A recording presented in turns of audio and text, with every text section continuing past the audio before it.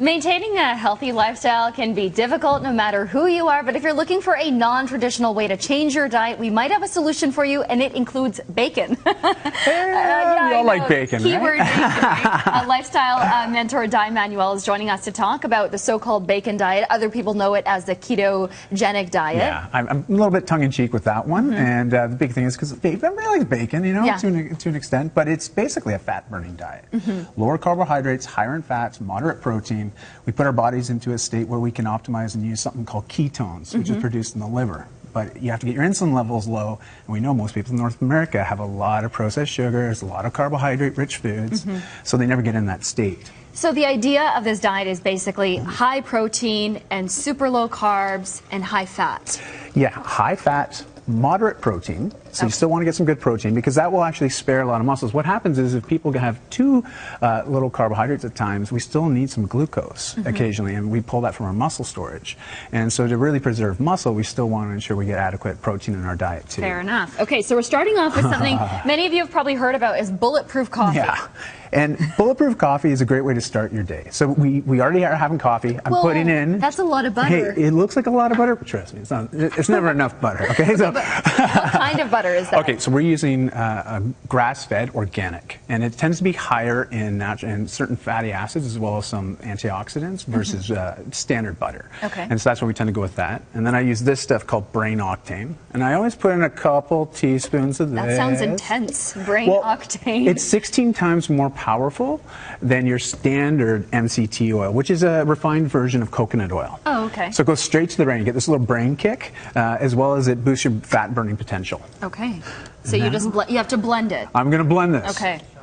All right, is it going to come flying out there? It better not. We'll do it really quick. Look at the color just completely changes. So think of it like a rich latte. Yeah, but it looks like a latte already. Yeah, and it's high in fat content, but this is the healthy fats, which is a great way because when you're in a state of ketosis, like I was saying earlier, you're going to start your day off by burning fat. Like we put ourselves into an actual state where we can burn those additional storage. It's hot, but I'm going to give it a try. It's hot. Well, yeah, watch yourself. I don't want you to burn yourself.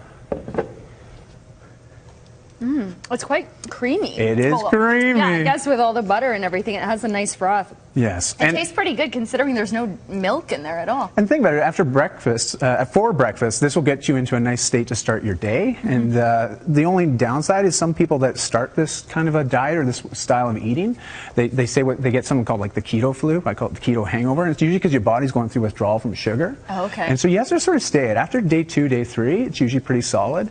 But stay the course. You know, always stay the course. And now you have a dish here, and this is a keto-friendly dish. Yeah. So what's in this? So we got a little bit of beef, a little bit of bacon, peppers, ginger, a little bit of garlic. I use some avocado oil. Okay. And then we mix it all up until it's nice simmering.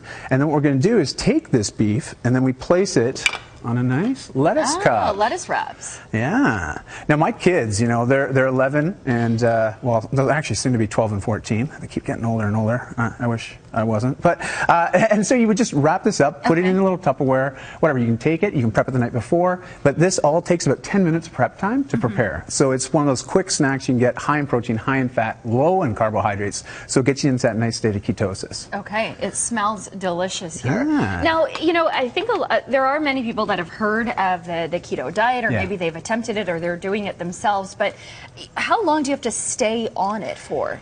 Well, it depends on what your lifestyle is, right? So my lifestyle's quite active. I'm always on the go, but I find it works really well for me because I have an autoimmune disease, and so I try to keep inflammation in my body down. So I don't tend to have a lot of dairy anyways, and certain other grains and whatnot. So for me, it's just ensuring I have enough calories and I'm in that state of ketosis, so I'm burning ketones, and it keeps you going.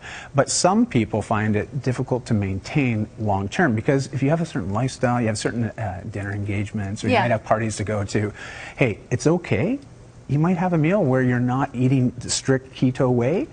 Just realize tomorrow's another day and you can just start again. But you might have that little bit of a hump to get over to get back into that ketotic state. And I guess it also takes a lot of planning and preparation. I mean, you have a number of snacks here also, I guess, to show that there are a number of things that you can incorporate into this diet. It doesn't have to be really difficult. No, like avocado is a great source of really high quality fats. I've got some bison sticks there as an example, rolled deli meat here. You know, you can have cucumber. Bulletproof makes some great bars that are awesome on the go. I love pumpkin seeds, especially spreaded ones there, really high in good quality fats and high in protein, low in carb, nice little snack on the go. And yeah, so like you said earlier though, it's all about planning a little bit, but once you educate yourself and you know, and I tell everybody, just challenge yourself to do it for 1 week. And if after a week you're not feeling better, more energy, clearer in the mind, all right, and you haven't noticed a big difference physically, well, come and see me. I can do anything for a week. I know you can, but I know you're going to feel the results. And that's the thing, right? We can say and we can talk all day long about the theory, but until you actually feel it physically and see it manifest in your own life, it doesn't really convert over to a lifestyle change. Well, you got me thinking about it because I attempted it once. It didn't go so well, but I think you've taught me a few things that might make it a little bit more manageable this time around. You know what? And you're going to feel good for it. At the end of the day, it's all about feeling a bit better, making some better choices, and really just fueling your life to live its best. Sounds good, Dai. Thank you so much for coming in. Anytime, Sonia. All right, Thanks. we're going to take a break. We'll be right back with your top stories.